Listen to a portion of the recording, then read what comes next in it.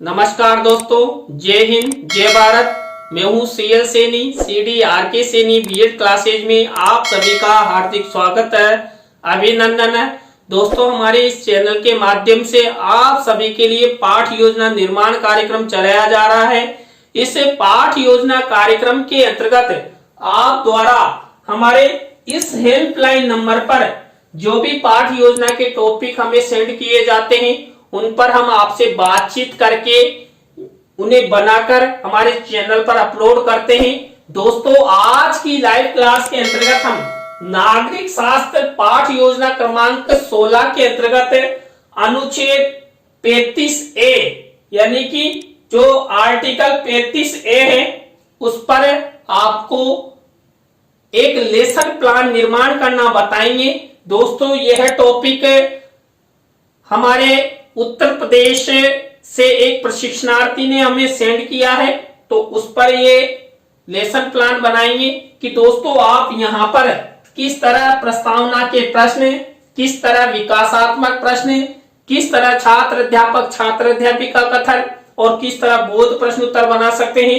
दोस्तों, जब हम नागरिक शास्त्र लेसन प्लान का निर्माण करते हैं तो सबसे पहले विद्यालय का नाम, कक्षा, दिनांक, विषय, कालांश, कालांश का समय और बीच सेंटर में हमारे मुख्य प्रकरण का नाम लिखते हैं। मुख्य प्रकरण को अंडरलाइन करते हैं, इन्वर्टेड कॉमास में बंद करते हैं। तो इस तरह हम शामपट पूर्ति का निर्माण करते हैं। दोस्तों, यहाँ पर यदि आप इस तरह शामपट पूर्ति करते हैं तो एक सिस्टम बनता है। दोस्तों, शामपट पूर्ति के बाद हम उद्देश्य, विशिष्टीकरण और अपेक्षित व्यवहारगत परिवर्तन बनाते हैं। दोस्तों, यहाँ पर हम 6 उद्देश्य लेकर इस फॉर्मेट का प्रयोग करते हैं।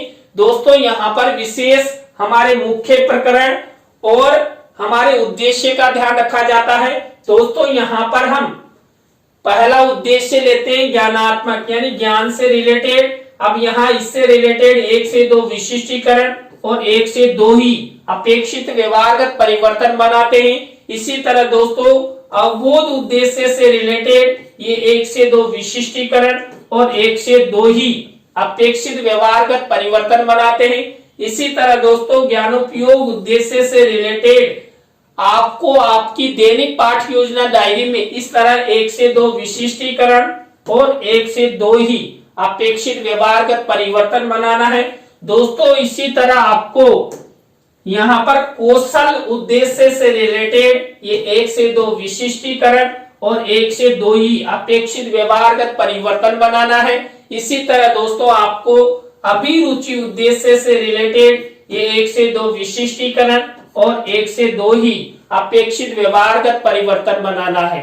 दोस्तों, इसके बाद आपको अभिवृत्ति उद्देश्य से रिलेटेड ये 1 से 2 विशिष्टीकरण और 1 से 2 ही आपको अपेक्षित व्यवहारगत परिवर्तन बनाना है। तो दोस्तों, आपको इस तरह उद्देश्य, विशिष्टीकरण और अपेक्षित व्यवहारगत परिवर्तन का फॉर्मेट बनाना है। दोस्तों, यहाँ पर इस प्रक्रिया, इस फॉर्मेट के बाद हम कक्षा शिक्षण सहायक सामग्री का कॉलम बनाते हैं। कक्षा शिक्षण सहायक सामग्री 2 प्रकार की होती है, सामान्य और विशिष्ट। दोस्तों, सामान्य शिक्षण सहायक सामग्री तो हमें मार्केट में रेडीमेड मिल जाती है, लेकिन जो विशिष्ट शिक्षण सहायक सामग्री होती है उसका निर्माण हमारे द्वारा किया जाता है। दोस्तों, विशिष्ट शिक्षण सहायक सामग्री के अंतर्गत हम चार्ट, चित्र, मॉडल, प्रतिकृति आदि का निर्माण करते हैं। दोस्तों, यहाँ पर जो धारा 35A है उस पर हम चार्ट और चित्र का निर्माण करेंगे। दोस्तों, कक्षा शिक्षण सहायक सामग्री के बाद हम पूर्व ज्ञान का कॉलम बनाते हैं। पूर्व ज्ञान के कॉलम के बाद आपको शिक्षण बिंदु का कॉलम बनाना है। दोस्तों, यहाँ पर हमारे मुख्य प्रकरण से रिलेटेड 3 टीचिंग पॉइंट लेकर हम लेसन प्लान निर्माण करते हैं। दोस्तों, यहाँ पर जो हमारा मुख्य प्रकरण है अनुच्छेद 35A, इससे रिलेटेड 3 टीचिंग पॉइंट कौन कौन से लिए। पहला टीचिंग पॉइंट है अनुच्छेद 35A की व्याख्या। दूसरा टीचिंग पॉइंट है अनुच्छेद 35A का क्रियान्वयन और 3rd नंबर का हमारा टीचिंग पॉइंट है अनुच्छेद 35A का खात्मा। और दोस्तों, इस शिक्षण बिंदु कॉलम के बाद आपको शिक्षण विधि प्रविधि का कॉलम बनाना है। तो दोस्तों यहां तक की प्रक्रिया, यहां तक के फॉर्मेट आपको इस तरह बनाने हैं। दोस्तों यदि आप यहां तक की प्रक्रिया, यहां तक के फॉर्मेट अच्छे से बनाते हैं तो आपका लेसन प्लान भी अच्छा निर्माण होता है। दोस्तों इसके बाद हमारा मुख्य लेसन प्लान शुरू होता है। दोस्तों हमारे मुख्य लेसन प्लान का पहला शिक्षण बिंदु, पहला सोपान, पहला चरण, पहली स्टेप होती है प्रस्तावना। दोस्तों इस प्रस्तावना शिक्षण बिंदु के अंतर्गत हम 3 से 5 प्रस्तावना के प्रश्न बनाते हैं। दोस्तों यहाँ पर जो अंतिम प्रश्न होता है वो समस्यात्मक होता है, प्रश्नों में तारतम्यता होती है, जिग-जैग होता है, उत्तरों से ही प्रश्न बनाया जाता है।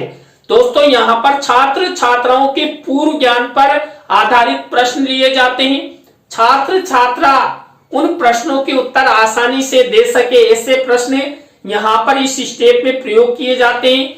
जो प्रस्तावना के प्रश्न होते हैं वो सरल होते हैं, संक्षिप्त होते हैं और छात्र छात्राओं के बोधगम्य होते हैं। दोस्तों यहाँ पर अनुच्छेद 35A पर मैंने किस तरह प्रस्तावना के प्रश्न बनाए। पहला प्रश्न देखिए, उड़ने वाले कुछ पक्षियों के नाम बताइए। तो उड़ने वाले पक्षी तोता, मैना, चिड़िया, कौवा, चील, गिद्ध आदि। अब इसी उत्तर से हमारा नेक्स्ट प्रश्न बनेगा, सोने की चिड़िया किस देश को कहा जाता था? तो भारत को। अब इसी उत्तर से हमारा नेक्स्ट प्रश्न बनेगा, तो भारत में लोकतांत्रिक प्रक्रिया अंतर्गत भारत का शासन किसके द्वारा चलता है? तो देखिए हमारे देश में जो शासन की प्रक्रिया है ये भारतीय संविधान के अनुसार चलती है। अब दोस्तों इसी उत्तर से हमारा नेक्स्ट प्रश्न बनेगा कि भारतीय संविधान द्वारा जम्मू कश्मीर को कौन कौन से विशेष अनुच्छेद या उपबंध प्रदान किए गए थे? तो अनुच्छेद 370 और अनुच्छेद 35A। अब इसी उत्तर से हमारा नेक्स्ट प्रश्न बनेगा कि अनुच्छेद 35A के बारे में आप सब क्या क्या जानते हो? तो दोस्तों ये अंतिम प्रश्न समस्यात्मक हो गया, प्रश्नों में तारतम्यता, जिग-जैग है, उत्तरों से प्रश्न बनाया गया है और दोस्तों ये सब प्रश्न छात्र छात्राओं के पूर्व ज्ञान पर आधारित है, सरल है, संक्षिप्त है। दोस्तों आपको एक प्रस्तावना शिक्षण बिंदु के अंतर्गत इस तरह प्रस्तावना के प्रश्न बनाते हुए दूसरी स्टेप पर जाना है। तो हमारी दूसरी स्टेप होती है उद्देश्य कथन की। दोस्तों यहाँ पर छात्र अध्यापिका उद्देश्य कथन करता है, छात्र छात्राओं को पाठ की सूचना प्रदान की जाती है। दोस्तों यहाँ पर उद्देश्य कथन किया गया है, बच्चों आज हम सब जम्मू कश्मीर से संबंधित अनुच्छेद 35A की व्याख्या, उसके क्रियान्वयन एवं उसके खात्मे के बारे में विस्तार पूर्वक अध्ययन करेंगे। तो दोस्तों आप सब बने रहें हमारे साथ, हमारे इस चैनल के साथ। और दोस्तों यदि आप हमारे इस चैनल पर पहली बार आए हैं तो हमारे इस चैनल को सब्सक्राइब करें और पास ही बने बेल आइकन को जरूर दबावे। दोस्तों यहाँ पर उद्देश्य कथन के बाद हमारे 3rd नंबर की स्टेप आती है, कौन सी? दोस्तों मैंने कई पाठ योजनाओं में आपको बता दिया है। तो हमारे 3rd नंबर की स्टेप आती है पाठ प्रस्तुतिकरण की। दोस्तों इस पाठ प्रस्तुतिकरण के अंतर्गत मैंने जो आपको 3 टीचिंग पॉइंट बताए थे उनका यहाँ पर लेसन प्लान में प्रयोग किया जाएगा, लेसन प्रेजेंटेशन में इसका प्रयोग किया जाएगा। तो दोस्तों यहाँ पर पहला हमने जो टीचिंग पॉइंट लिया था कौन सा? अनुच्छेद 35A की व्याख्या। अब दोस्तों अनुच्छेद 35A की व्याख्या से रिलेटेड हम विकासात्मक प्रश्न बनाएंगे। तो दोस्तों ये हमारे द्वारा विकासात्मक प्रश्न उत्तर बनाए गए हैं। अब इसी टीचिंग पॉइंट से रिलेटेड हम क्या करेंगे? छात्र अध्यापिका कथन करेंगे। तो दोस्तों ये छात्र अध्यापिका कथन हो गया।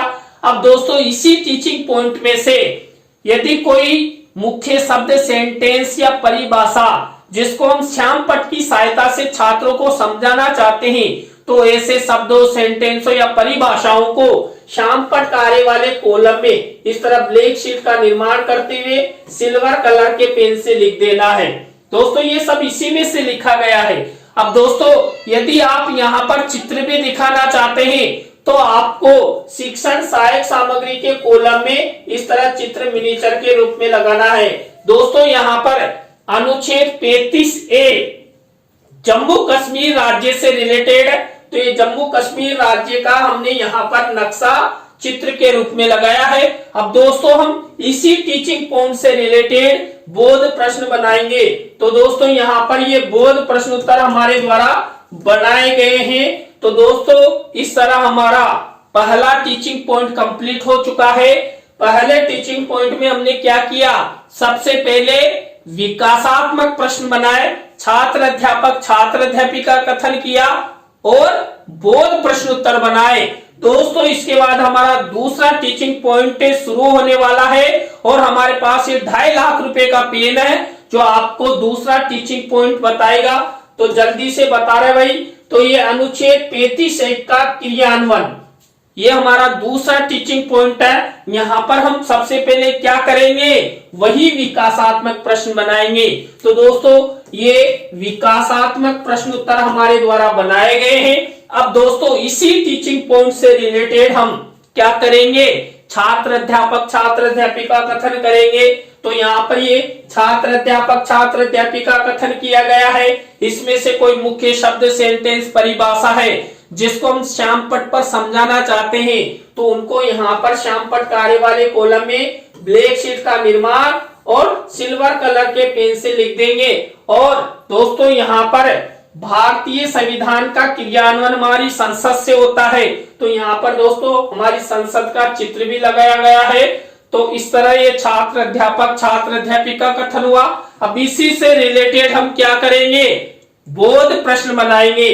तो दोस्तों यहाँ पर अनुच्छेद 35A का क्रियान्वयन, इससे रिलेटेड ये बोध प्रश्न उत्तर हमारे द्वारा बनाए गए हैं। तो दोस्तों इस तरह हमारे दोनों टीचिंग पॉइंट कंप्लीट हो चुके हैं।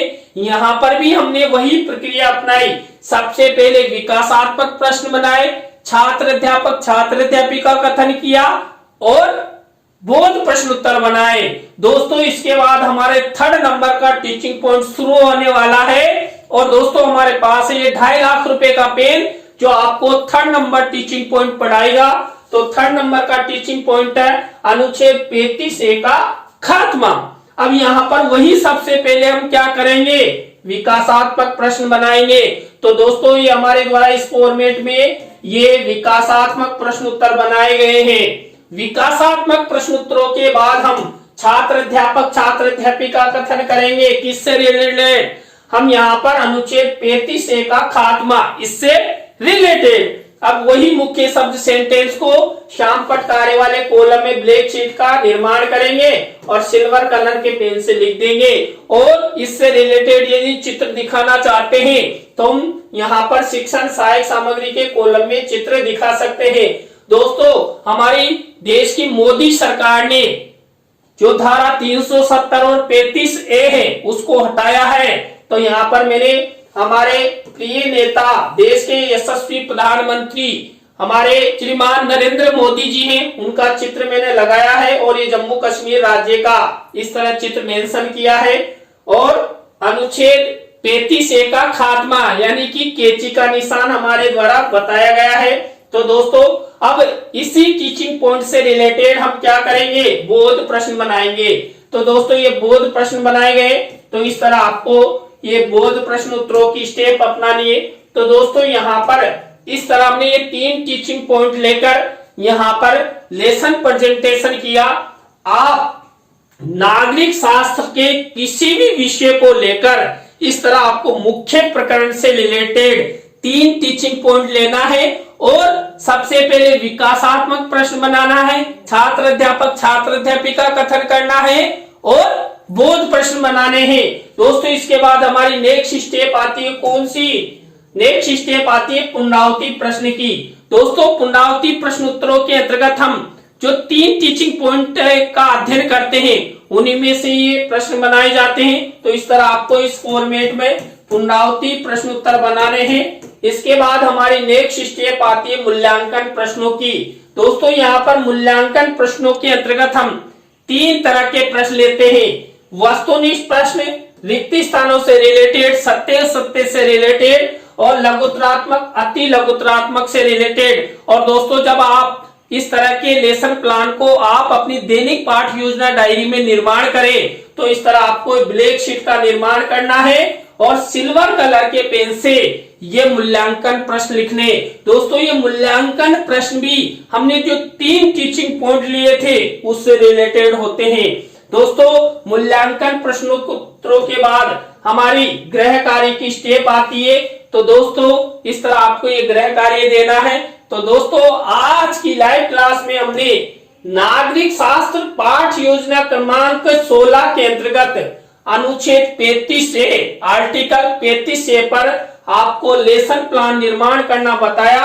आज की लेसन प्लान की लाइव क्लास आपको कैसी लगी कमेंट्स में हमें जरूर बताएं। अच्छी लगी हो तो लाइक करें, कमेंट्स करें और शेयर जरूर करें दोस्तों। और हमारे चैनल का इसी तरह आप लोग सपोर्ट बनाए रखें। और आप भी चाहते हैं कि सैनी सर द्वारा हमारे लेसन प्लान निर्माण किए जाए तो दोस्तों आपको हमारे इस हेल्पलाइन नंबर पर लेसन प्लान के टॉपिक सेंड करना होगा। हम आपसे बातचीत करेंगे और आपका लेसन प्लान निर्मित करेंगे। तो दोस्तों आज की लाइव क्लास में बस इतना ही। न्यू लाइव क्लास के साथ हम आपसे फिर मिलेंगे CDRK सैनी बीएड क्लासेज पर। जय हिंद, जय भारत, राम राम साहब।